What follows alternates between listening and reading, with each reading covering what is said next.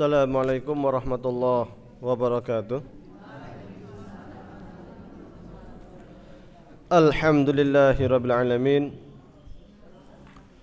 Alhamdulillahilladzi ja'alana ummatan muhammadiyatan ummatan wasata linakuna syuhada bainan nasi yaumal qiyamah.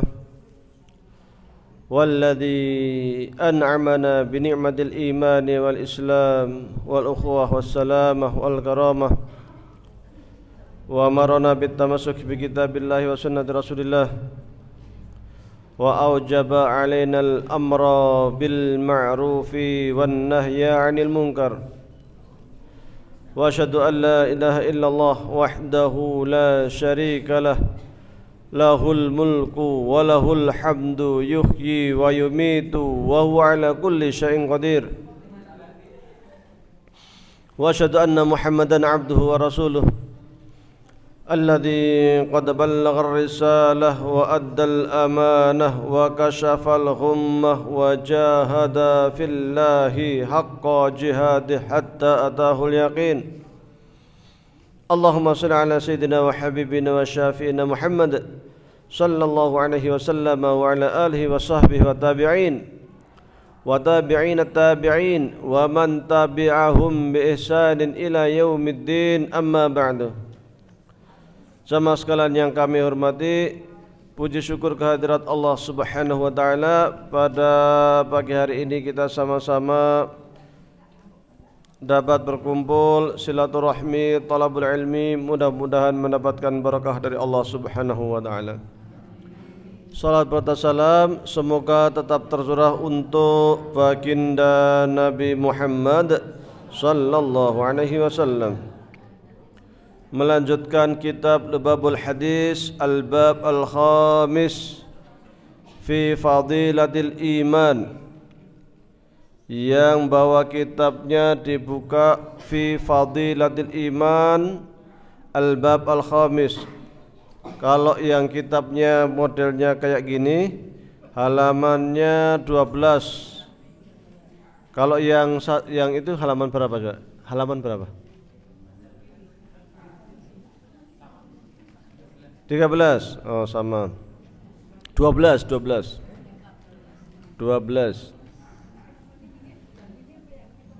Iya, ya benar.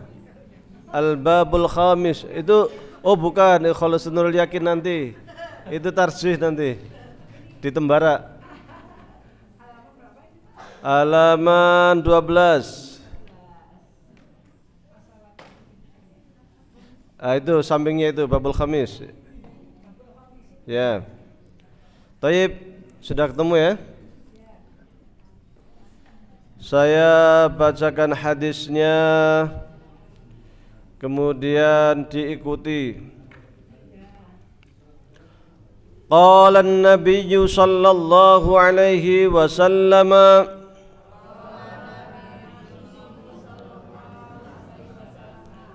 isih ngantuk.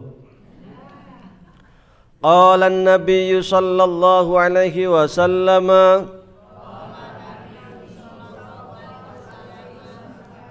al-imanu ma'rifatun bil qalbi wa qaulun bil lisani wa amalun bil arkani. Wa qala sallallahu alaihi wasallam, al-imanu uryanun walibasuhu at-taqwa wa zinatuhu al-haya'u wa thamratuhu al-ilmu. Wa qala sallallahu alaihi wasallam, la imana liman la amanata lahu. Wa qala sallallahu alaihi wasallam, la yu'minu ahadukum hatta yuhibba li akhihi ma yuhibbu li nafsihi. Wa qala sallallahu alaihi wasallam al-imanu fi sadril mu'mini wa la yatimmul imanu illa bitamamil faraidi was sunani wala yafsudul imanu illa bijuhudil faraidi was sunani faman naqadha faridatan bi ghairi juhudin uqiba alaiha wa man atammal faraida wajabat lahul jannah. Wa qala sallallahu alaihi wasallam al-imanu la yazidu wa la yanqusu walakin lahu haddun ay ta'rifun bidhikri afradi furu'il imani fa in naqasa fa fi haddihi wa asluhu syahadatu an la ilaha illallah wahdahu la syarika lah wa anna muhammadan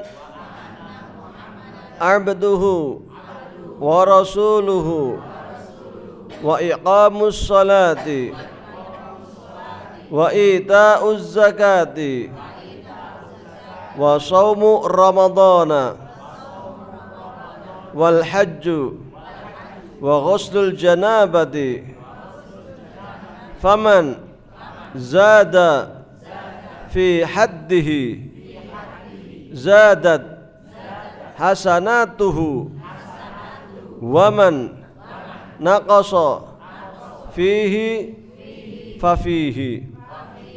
Wa qala sallallahu alaihi wasallam al-imanu nisfani fa nisfun fi sabri wa nisfun fi syukri. Wa qala sallallahu alaihi wasallam al-imanu qaidul fathki la yaftiku mu'minun. Wa qala sallallahu alaihi wasallam khalaqallahu al-imana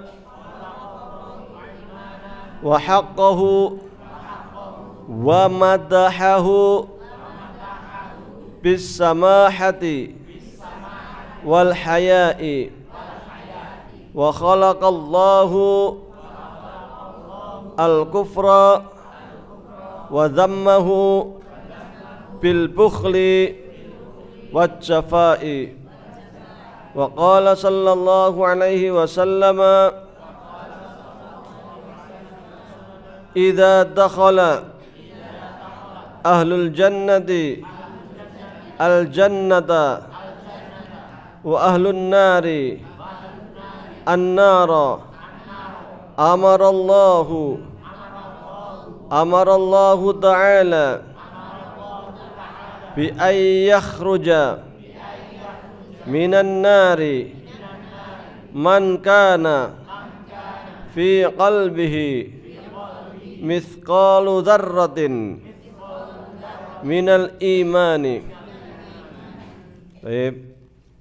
Ini kita sudah 3 tahun ya, baru bab 5. Jadi nanti saya terangkan beberapa hadis-hadis, tidak mesti selesai.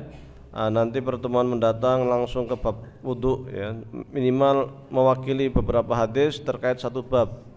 Karena kalau kita urutkan kayaknya nggak kelar-kelar nih, bisa 10 tahun nanti ya, biar nanti segera ganti kitab. Karena memang pertemuan kita 28 sekali, itu pun kalau saya nggak ada acara keluar Temanggung. Nah ini sudah 28 kemarin saya nggak tahu kemana itu. Terus 8 ke Kudus, 8-nya lagi ke Pati. Nah, untungnya yang ke Semarangnya kemarin. Saya pikir hari ini, tapi alhamdulillah kemarin, jadi hari ini masih bisa ngaji ya. Saya terjemahkan kata per kata, yang membawa kitabnya silakan disimak. Qala, telah bersabda siapa an-nabiyyu Nabi Muhammad sallallahu alaihi wasallam, al-imanu, yang namanya iman itu ma'rifatun, mengetahui, pengetahuan ya. Ma'rifatun, pengetahuan, bil qalbi, dengan hati, wa qaulun, dan perkataan, bil lisani, dengan kata-kata, wa amalun, dan amal, dan amal, bil arkani, dengan anggota badan. Iman itu ma'rifatun bil qalbi, pengetahuan dengan hati. Kalau Imam Al-Baqilani mengatakan di dalam kitab Al-Insaf, al-imanu wa at-tasdiq. Iman itu adalah keyakinan, kepercayaan di dalam hati dengan jazim, dengan pasti, tanpa ragu-ragu. Karena memang ada beberapa keterkaitan. 1 hati, 2 lisan, 3 amal perbuatan. Yang paling menentukan seseorang itu beriman atau tidak adalah hatinya. Kemudian lisan itu menjadi ikrar, menjadi bukti bahwa orang ini telah beriman. Lisan itu menjadikan orang itu ketika mengucapkan syahadat, maka dia berlaku seperti halnya hukum-hukum Islam, berlaku hukum-hukum Islam. Ketika dia sudah ikrar, maka kalau di negara Islam, kalau mencuri potong tangan, kalau enggak sholat di penjara, asli nih ya. Kalau nikah harus sesama muslim. Kalau ada orang tuanya muslim dapat waris. Kalau dia kemudian punya anak-anaknya non muslim, anaknya enggak dapat waris. Kalau dia meninggal dikuburkan di pekuburan kaum muslimin.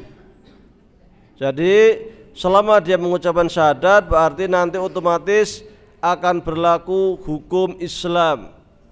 Tetapi lisan ini hanya ikrar, pokoknya ada di dalam hati. Maka sebanyak apapun orang mengucapkan syahadat, kalau hatinya tidak beriman, maka tidak dianggap beriman ya. Seperti halnya orang-orang yang ada di Jerman yang ikut tapak suci. Tapak suci kan sebelum mulai kan syahadat ya. Yang di daerah timur sana, Sulawesi, Irian Jaya, yang masuk di Universitas Muhammadiyah, mereka menyanyikan lagu Sang Surya, tetap Muhammad junjunganku. Iya. Tetap mengakui 2 kalimat syahadat, tetapi lisannya saja. Yang di Jerman mereka bersyahadat juga, tapi lisannya saja, maka ghairu mu'tabar, tidak dianggap karena hatinya tidak beriman. Maka di dalam persoalan akidah itu ada namanya iman, ada namanya munafik, ada kafir. Kalau iman itu hatinya yang tasdik, yang percaya, yang yakin dengan rukun Islam dan rukun iman. Kalau munafik itu lisannya saja, bahkan mungkin dia ikut sholat, ikut puasa, bahkan ikut zakat, tetapi hatinya menentang Islam, maka dia disebut munafik. Ada yang kafir, kafir itu memang tidak mengakui keislaman sama sekali, meskipun dia mengucapkan kalimat syahadat. Al-imanu ma'rifatun bil qalbi wa qaulun bil lisan, diucapkan dengan lisan. Kalau di Indonesia dibuktikan lagi dengan KTP, KTP Muslim. Maka kolom KTP itu menjadi hal yang sangat penting, karena nanti kita akan mengetahui status seseorang itu Muslim atau tidak. Sekiranya ada orang kecelakaan di jalan meninggal dunia, belum diketahui keluarganya, dilihat KTP-nya, KTP-nya Muslim, maka kita akan lakukan sebagaimana seorang Muslim, dimandikan seperti seorang Muslim, dikafani seperti seorang Muslim, disolati seperti seorang Muslim, karena dilihat dari KTP-nya. KTP itu wujud dari identitas. Maka kalau ada orang mu'alaf, kita anjurkan untuk segera merubah kolom KTP-nya itu dari agama yang lama kepada agama Islam, karena nanti akan terkait juga dengan hukum perdata. Kadang ada mu'alaf belum atau dia lalai tidak mengganti kolom KTP-nya, KTP-nya masih non muslim, ternyata dia kaya raya. Maka ketika dia meninggal dunia, ahli warisnya itu berusaha mengatakan bahwa dia itu non muslim. Supaya apa? Supaya harta warisannya itu jatuh ke mereka. Karena kalau dia itu tetap muslim, kalau KTP-nya itu sudah dirubah kolomnya muslim, maka hartanya itu akan menjadi milik dia dan ahli waris yang muslim saja. Sementara ahli waris yang non muslim tidak akan mendapatkan hak waris, karena warisan itu hanya jatuh ke tangan ahli waris yang seagama. Maka nanti biasanya akan timbul repot tuh, akan terjadi kericuhan itu, karena teman-teman yang muslim akan menganggap dia muslim, minta izin untuk menyolati, minta izin untuk mengkafani, minta izin untuk dikuburkan seperti halnya seorang muslim, tapi keluarganya nolak. Oh enggak, ini masih agama kami, ini masih Kristen, ini masih apa macam-macam. Akhirnya ditaruh di peti, bahkan ada yang pengen dikremasi segala, yang Tionghoa kan dibakar. Nah, ini kan repot, kita kan haram, nggak boleh membakar mayat. Saudara kita muslim meskipun sudah meninggal tidak boleh dibakar. Nah, ini menjadi persoalan. Maka siapapun yang mu'alaf, kita anjurkan segera untuk merubah kolom KTP dari agama lama menjadi agama Islam, supaya tidak berpengaruh ketika dia meninggal dunia. Karena nanti biasanya akan terjadi percekcokan antara keluarga yang non muslim dengan kita kaum muslimin. Karena kita sesama muslim itu punya hak, ada kewajiban, ada fardu ain, ada fardu kifayah. Fardu ain itu terkait dengan akidah kita, terkait dengan akhlak kita, terkait dengan ibadah kita. Fardu kifayah terkait dengan masyarakat sesama muslim. Mengurusin jenazah itu fardu kifayah, nyolatin fardu kifayah, menguburin fardu kifayah. Kalau dari kita kaum muslimin tidak ada yang melakukan, maka kaum muslimin di kampung itu semuanya berdosa. Dosa semua. Ngelihat saudaranya muslim, dia tahu muslim tapi gegara KTP-nya belum dirubah, akhirnya nggak boleh kita urus, nggak boleh kita kafani, nggak boleh. Nanti kita dosa semuanya. Jadi pengaruhnya kemana-mana. Maka kalau ada yang mu'alaf, segera untuk dianjurkan merubah kolom KTP. Beberapa tahun silam pernah dari kalangan sekuler itu menyuarakan supaya kolom KTP, kolom agama itu dicoret. Nah, ini bahaya. Usulan apapun terkait dengan upaya untuk mencoret kolom agama di KTP, harus ditolak. Ya, kalau di Barat, orang Barat memang tidak ada urusan dengan agama. Jangan kita kemudian berkiblat ke Amerika, berkiblat ke Jerman, berkiblat ke Prancis. Beda. Mereka itu agama dianggap urusan privasi. Yang mau beragama silahkan, enggak silahkan, itu urusan privasi. Tetapi kita kaum muslimin, urusan agama itu bukan hanya privasi, tetapi juga urusan publik, tetapi juga urusan sosial. Kita ada tanggung jawab sesama muslim. Maka kalau ada yang usul-usul penghapusan kolom agama di KTP, harus ditolak. Qaulun bil lisan, dengan mengucapkan asyhadu an la ilaha illallah wa anna muhammadar rasulullah. Tatkala orang itu mengucapkan syahadat, maka dia berarti kembali kepada agama dia yang sesungguhnya. Karena pada dasarnya setiap manusia lahir itu dalam kondisi muslim. Muslim itu artinya al-istislam, mengakui keberadaan Allah Tuhan.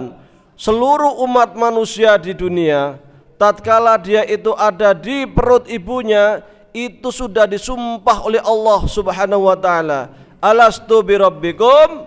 Qalu bala. Bukankah saya itu sebagai Tuhanmu? Maka seluruh janin, bayi yang ada di perut ibu, semua sepakat mengatakan bala, benar ya Allah, Engkau itu adalah Tuhan kami. Maka keyakinan keberadaan Tuhan itu melekat pada diri manusia sampai manusia meninggal. Itu melekat. Sekiranya orang hidup di dunia, kemudian dia itu menjadi Nasrani, menjadi Majusi, menjadi musyrik, tidak beriman kepada Tuhan sekalipun, tetap di dalam hati yang terdalam itu ada cap Tuhan, ada keimanan. Maka buktinya kalau kita lihat kemarin belum lama pas COVID di Eropa gereja penuh, padahal biasanya kosong. Kenapa? Karena mereka minta sama Tuhan, minta sama pencipta alam supaya segera diangkat penyakit COVID. Kalau kita lihat di video di YouTube pesawat yang oleng, ya, yang akan mau jatuh, mereka yang nggak pernah percaya Tuhan pun akan mengatakan, oh my God, ya kan, Tuhan tolong kami. Ya, mereka meminta tolong ke siapa? Jadi yang dari hati yang paling dalam, kata-kata yang waktu dia disumpah oleh Allah, alastu birabbikum, bukankah saya itu Tuhanmu, muncul otomatis, refleks, ya Allah tolong ya Allah, ya Tuhan tolong ya Tuhan, otomatis muncul. Karena pada dasarnya keimanan kepada Allah itu fitrah manusia yang sudah Allah tanamkan secara langsung ke dalam diri manusia, dan fitrah itu melekat sampai manusia itu meninggal dunia. Maka orang musyrik pun, orang musyrik Mekah, mereka tidak mau beriman kepada Muhammad, tidak beriman kepada apa yang dibawa oleh Nabi Muhammad SAW. Tetapi mereka ketika ditanya siapa pencipta langit dan bumi, wala in sa'altahum man khalaqas samawati wal ard la yaqulunna Allah. Sekiranya wahai Muhammad, kamu tanya mereka itu siapa pencipta langit dan bumi, tentu mereka akan mengatakan yang menciptakan langit dan bumi itu Allah. Karena tidak mungkin alam raya yang begitu indah, yang begitu luas, datang dengan sendirinya, tercipta dari dirinya sendiri, itu sesuatu yang mustahil. Al-imanu bil lisani wa amalun bil arkan. Amal itu menjadi penyempurna keimanan, menjadi bukti keimanan. Orang, ini ada dua hal yang harus digarisbawahi. Kalau orang itu tidak beramal, tidak sholat, tidak puasa, kalau dia itu ingkar dengan kewajiban puasa, dengan kewajiban sholat, maka dia kafir. Ya, semua yang ingkar terkait dengan rukun Islam, apalagi rukun iman, maka dia kafir. Tetapi kalau orang tidak puasa, tidak sholat, tidak haji, ngaku muslim, korupsi, ya, korupsi kan tidak mengamalkan ajaran Islam ya, maka orang ini tetap dianggap beriman tetapi muslim ma'asi, seorang muslim tapi pelaku maksiat, suka bermaksiat. Maka mereka yang muslim ma'asi ini tetap ketika meninggal dunia, insya Allah kata Rasul, dia masuk surga tetapi mampir di neraka. Di akhirat hanya ada 2 tempat, kalau enggak surga, neraka. Dan yang masuk surga hanya mereka yang bersih dari maksiat.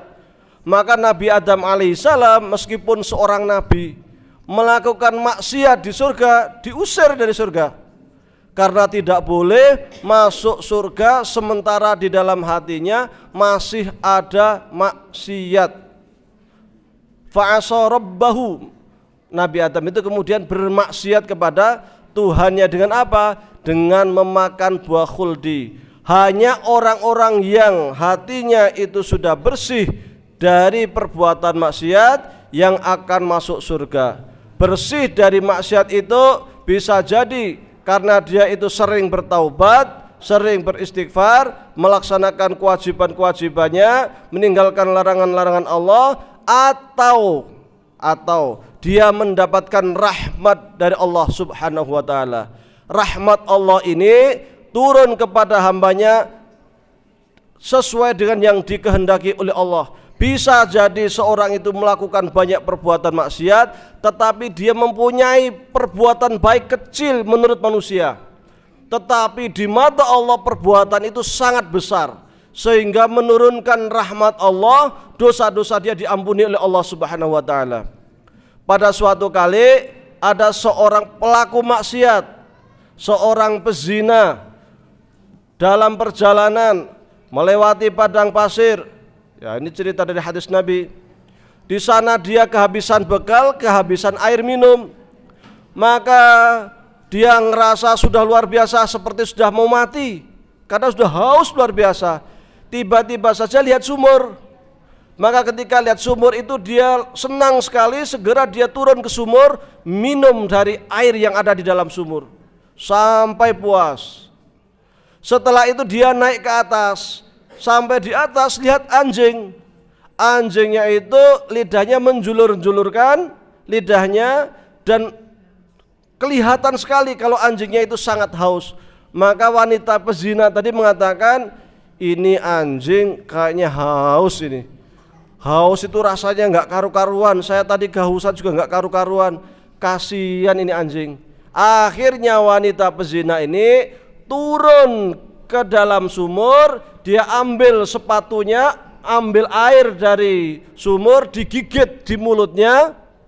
Dia ngerangkak ke atas. Kemudian dari sepatunya yang sudah ada air dikasihkan ke anjingnya itu. Menurut kita mungkin perbuatan ini simpel, sederhana, tetapi dari perbuatan ini Allah turunkan rahmat.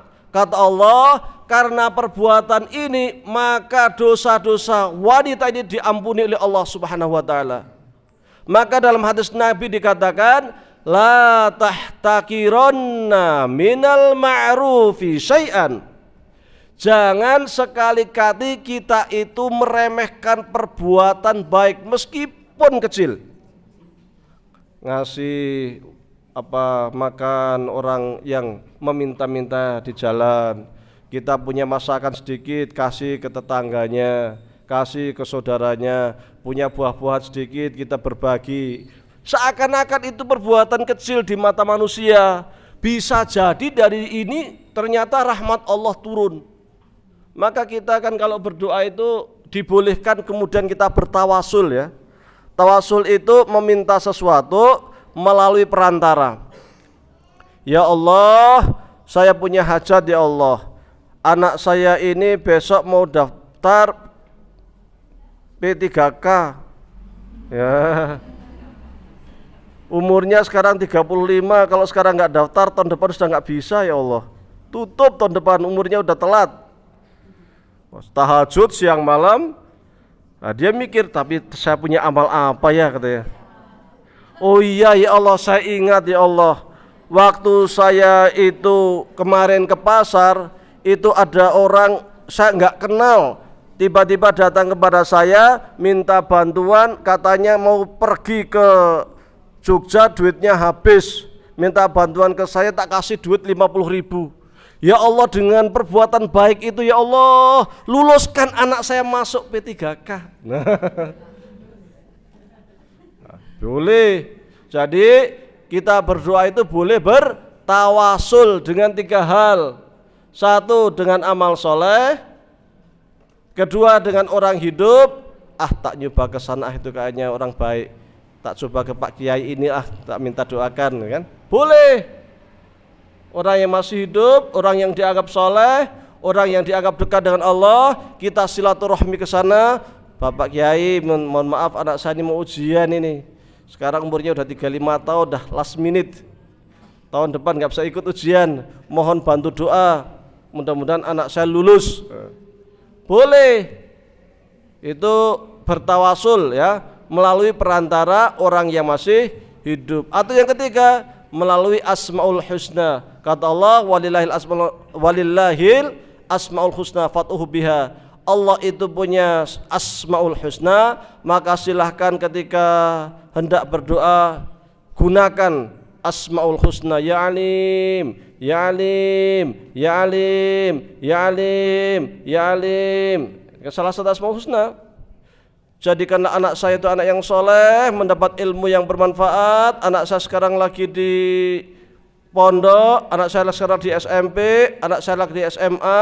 Jadikan anak yang soleh, mendapat ilmu yang bermanfaat. Ya Razzaq, ya Razzaq, ya Razzaq, ya Razzaq, ya Razzaq. Saya banyak utang ya Allah, urung so membayar harus ditagih terus. Ya Razzaq, berikanlah rezeki yang melimpah, yang halal, yang barokah ya Allah.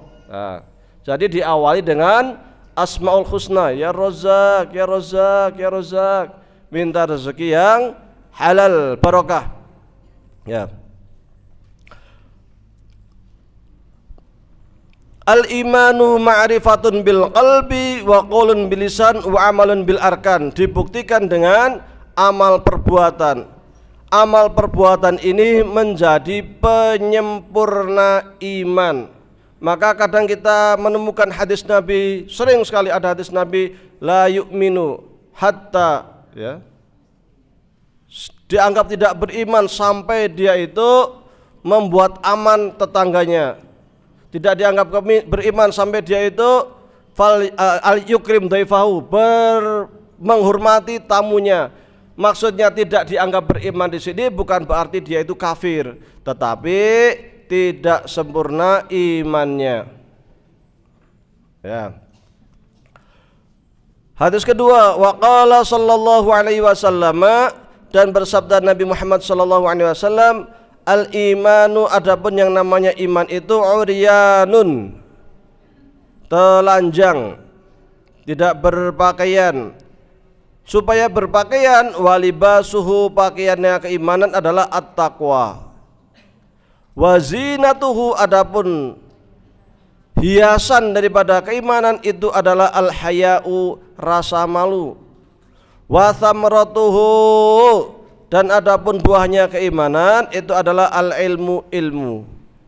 Takwa itu apa? Takwa itu melaksanakan, arti aslinya takwa itu takut kepada Allah. Takwa itu apa? Takut kepada Allah. Tetapi para ulama sering mengatakan takwa itu adalah melaksanakan perintah Allah dan meninggalkan larangan-larangan Allah. Hanya manusia itu tidak ada manusia sempurna. Ada saja yang kita salah itu, ada saja.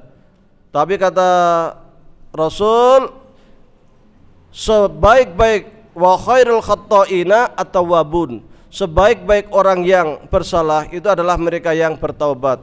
Kullu bani Adam khata', semua anak Adam itu pasti pernah melakukan kesalahan. Wa khairul khatta'in at-tawwabun, dan sebaik-baik orang yang telah melakukan kesalahan itu adalah bertaubat.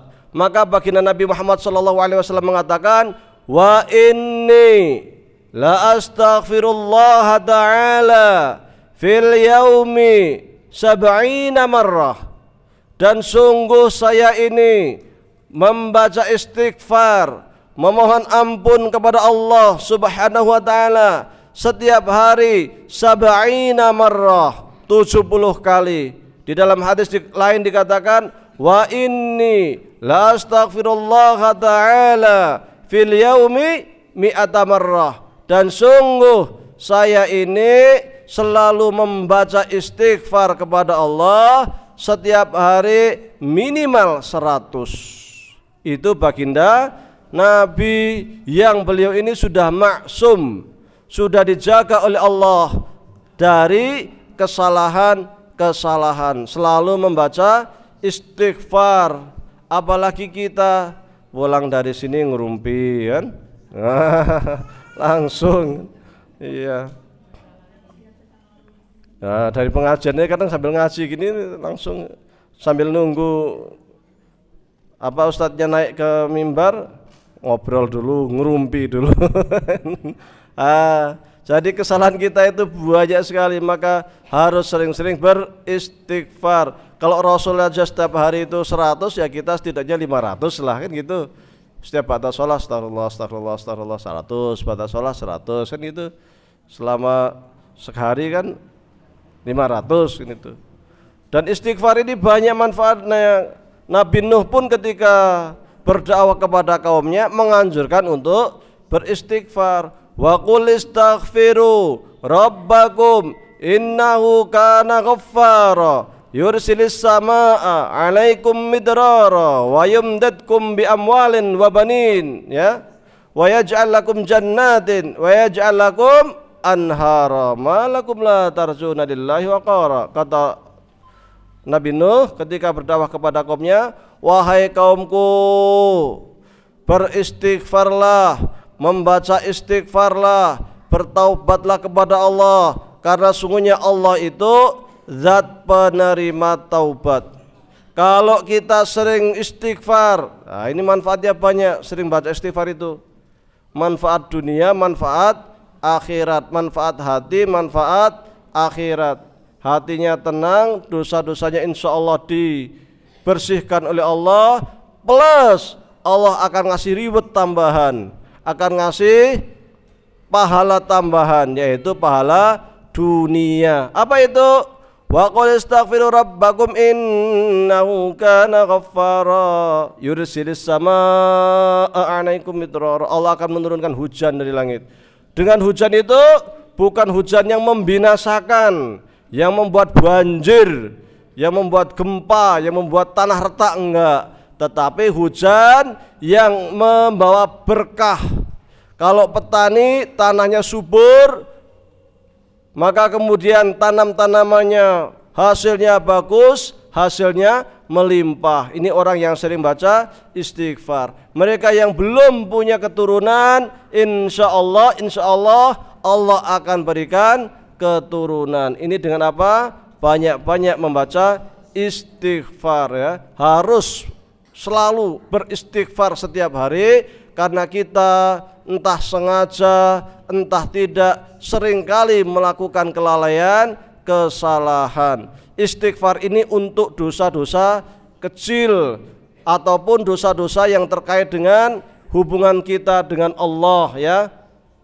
Hubungan manusia dengan Allah. Meskipun dia itu syirik, kalau kemudian bertaubat, beristighfar dengan sesungguhnya, Allah akan ampuni. Yang berat adalah dosa dengan sesama anak Adam. Ini yang paling berat, ya. Dosa dengan sesama saudara, ini yang berat, karena istighfar nggak nyukup. Hanya membaca istighfar astagfirullahaladzim, astagfirullahaladzim, utang tetap harus dibayar. Jangan saya udah istighfar utangnya sah, enggak. Itu terkait dengan sesama manusia, maka tetap harus bayar, karena itu terkait dengan hak Adam. Maka kata baginda Nabi, walladzi nafsi Muhammad biyadihi, demi Nabi Muhammad yang jiwaku itu ada di dalam genggaman tangannya, laukana rajulun qutila fi sabilillah thumma uhya thumma qutila thumma uhya thumma qutila, waladaihi dainun wallahi ma dakhalal jannah hatta yuqda anhu dainu.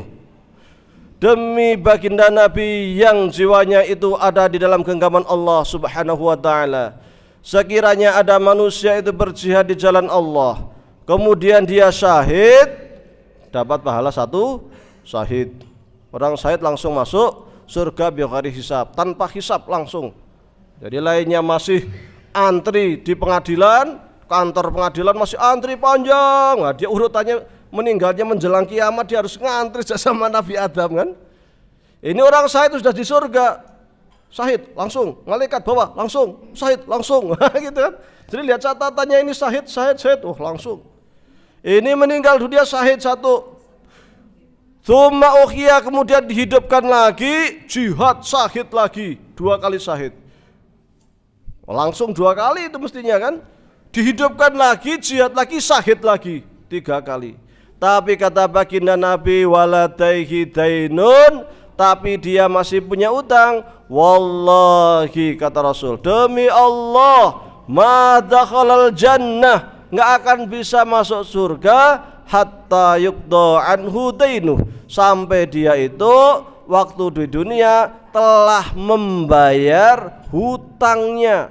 Sehingga orang mati syahid pun bisa jadi masih terhalangi masuk surga. Kenapa? Karena dia masih punya hak dengan sesama manusia yang belum dibayarkan. Maka biasanya kalau di kita, kalau ada orang meninggal, pas upacara perpisahan itu kan sering disebutkan ya, mohon maaf Bapak Ibu sekalian, apakah si mayit ini dimaafkan itu kan? Apakah Bapak Ibu yang hadir di sini itu ridho, apakah ini orang baik gitu kan? Hati-hati ya ketika membuat persaksian, hati-hati, itu akan persaksian kita itu kelak akan ditanya oleh Allah. Kalau yang ditanya ini pencuri ya, koruptor, apakah ini orang baik ya, tanggung jawab di akhirat itu. Ya serius itu. Ya, karena ini akan ucapan kita itu akan dicatat oleh malaikat. Kalau orang yang nggak baik ya diem aja itu kan, udah jelas kepala desa, dana desa ditilep gitu kan, meninggal, apakah ini orang baik? Diem aja. Yang pusing yang pembawa acaranya, kok jamaahnya diem semua gitu kan. Wah, iya. Jangan kemudian baik itu aja, karena itu tanggung jawab itu. Kalau nggak baik diam. Kalau kita tahu orang ini pencuri, diam. Kalau kita tahu orang ini pencopet, diam. Kalau kita tahu ini koruptor, diam kan gitu. Baik, diam, gitu aja. Jangan bilang baik, nanti di akhirat tanggung jawab ya. Tapi kalau dia memang baik, disunahkan ya. Jadi kalau ada orang meninggal kok dia baik, disunahkan kita mengatakan, saya bersaksi tangga saya ini orangnya baik. Maka ketika di akhirat orang ini kelak akan dihisab oleh Allah, kita akan dipanggil, persaksian kita akan dicatat oleh Allah. Dulu tetangga ini mengatakan baik, dulu si ini mengatakan ini baik. Ketika banyak persaksian bahwa ini baik, akan mempermudah dia itu untuk masuk surga, akan memperingan sekiranya dia itu punya kesalahan, punya dosa, meringankan dosa-dosanya. Maka kalau ada yang meninggal, orangnya baik, sunnah kita mengatakan saya bersaksi tangga saya ini orang baik, saudara saya ini orang baik, karena itu akan menjadi catatan. Nah, kan kita kompak mumpung masih hidup kan, nanti kalau kamu meninggal ini ya kita gantian. Kalau duluan, kalau saya duluan ya kamu bilang dulu, nanti kalau kamu yang dulu nanti tak bilang gitu kan. Nah, kan sekarang udah pada tahu nih, kompak. Nah, wazinatuhu al-haya, hiasan daripada keimanan itu rasa malu ya.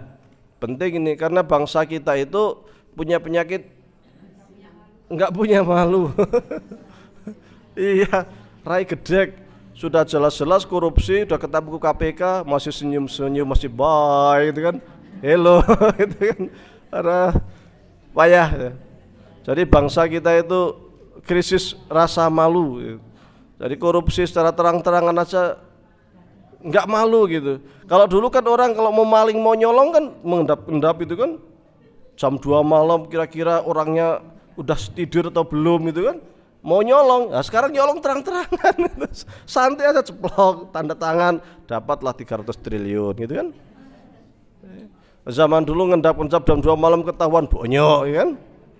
Nah, itulah wa thamratuhu al-ilmu, tetapi buah dari keimanan itu adalah ilmu. Maka kita harus selalu semangat untuk thalabul ilmi, mencari ilmu ya. Thalabul ilmi faridah ya. Mencari ilmu itu hukumnya wajib. Kalau wajib itu berarti harus selalu dilakukan ya. Nah, ini di sini kita alhamdulillah thalabul ilmi, sekiranya kita itu mata kita itu dibuka ya, karena setiap manusia itu di sini ada ghisyawah, ada penghalang yang kita itu hanya bisa melihat sesuatu yang sifatnya materi saja. Yang non materi kita nggak bisa melihat. Nanti ketika kita meninggal, fakashafna angka ghita'aka fabasarukal yauma hadid. Maka Allah akan bukakan ghisyawah. Ghisyawah itu apa tadi? Penutup mata. Maka pada waktu itu pandangan kita menjadi sangat tajam. Jadi yang non materi nanti akan kita lihat. Sekarang kita nggak lihat. Andai Allah bukakan ghisyawah ya, satir, tabir, penghalang yang menghalangi mata kita saat ini, niscaya kita akan melihat di samping kanan atas kita itu malaikat yang banyaknya luar biasa, yang semuanya mengatakan ya Allah, ini si fulan ya Allah sedang belajar, sedang thalabul ilmi ya Allah, tolong ampuni, tolong berikan rahmat, tolong berikan rezeki. Ya begitu. Jadi malaikat kalau kita lagi thalabul ilmi begini, rame-rame datang ngumpul untuk memberikan doanya, menyampaikan doanya supaya kita mendapatkan ampunan dari Allah, mendapatkan rahmat Allah Subhanahu wa taala. Maka cuman kita masih ketutup mata kita sehingga kita belum bisa melihatnya. Sekiranya kita bisa melihat, malaikat itu akan mengangkat catatan kebaikan yang sangat luar biasa. Bahkan orang yang thalabul ilmi, yang punya ilmu itu, rahmat Allah melimpahnya luar biasa, derajatnya tingginya luar biasa. Yarfa'illahu alladhina amanu minkum waladhina utul ilma darajat. Allah akan mengangkat orang yang beriman dan yang berilmu derajat-derajat. Derajat orang yang berilmu itu satu derajatnya seperti bumi dan langit, itu satu derajat. Padahal Allah mengatakan darajat, sekian derajat. Kalau umat Islam itu rajin thalabul ilmi, insya Allah. Maka dalam Al-Quran itu yarfa'illahu alladhina amanu, beriman ya, beriman. Baru gandengannya yarfa'illahu alladhina amanu minkum waladhina utul ilma darajat. Orang yang beriman dan berilmu, Allah akan angkat derajatnya. Nyambung iman sama ilmu itu, nyambung. Orang Indonesia itu tidak kurang orang pinter, kita tidak krisis orang pinter. Banyak profesor, tapi kita krisis iman, krisis akhlak. Makanya orang korupsi 300 triliun ya biasa saja gitu kan. 900 triliun ya biasa saja. Katanya sekarang ada yang diindikasi korupsi 3.000 triliun. Kayak itu ku dawet didum mongsak paraan banjir ya. Iya, banjir dawet. Isoke kolam renang, lautan dawet itu kan. Wah 3.000 triliun. Saya kadang heran sama orang yang suka korupsi itu, perutnya segede apa ya gitu kan. Nah, kita makan sepiring kan udah kenyang, udah full itu kan. 2 piring udah gak bisa jalan kan. Nah, kalau 3.000 triliun oleh gitu pitik ya wis. Apalagi gitu lele makan di uang, walah. Indonesia Raya rambung sak paraan. Iya. Itu kalau duitnya itu ditata itu, yang duit 50 perak itu 50, 100 sampai planet Mars. Saya kadang heran tuh, malaikat tadi gemesnya minta ampun, di neraka wah dicincang kecil-kecil gitu kan. Iki korupsi gitu kan. Hangune ora isin. Makanya benar sekali Allah mengatakan iman dan ilmu. Bukan hanya ilmu, kalau ilmu kita itu banyak orang pintar. Makin pintar korupsinya makin banyak dan makin susah diketahui. Makin bodoh korupsinya makin dikit dan gampang digebuki. Kan gitu. Ya. Taib, masih 5 menit, sekiranya ada yang hendak tanya dipersilahkan. Monggo. Itu ada satu dulu.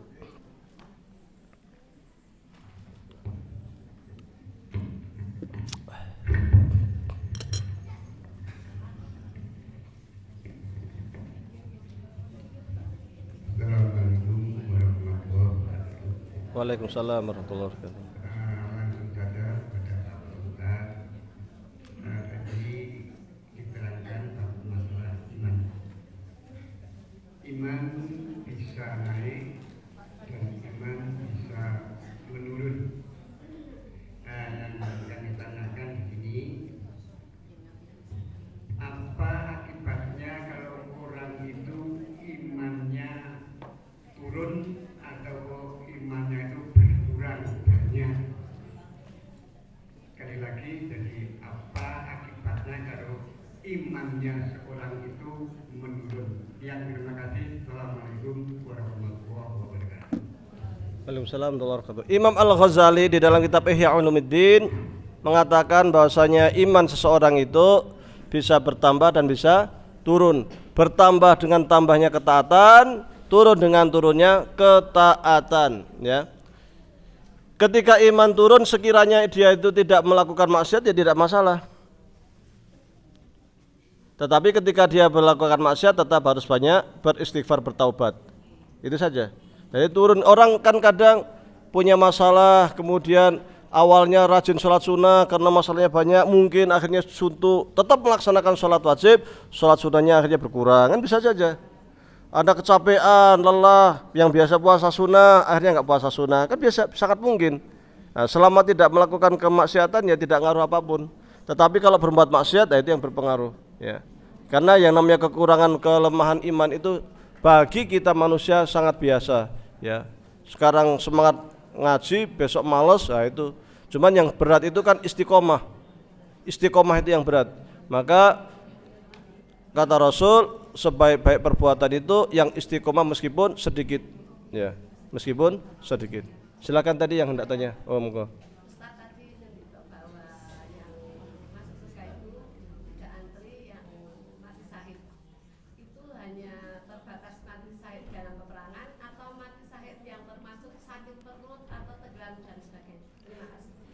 Yang syahid di dalam dunia pertempuran, adapun yang seperti sakit perut dan sebagainya, itu dia dapat pahala syahid, ya, mendapatkan pahala syahid, ya. Silakan. Tadi hendak tanya, ya.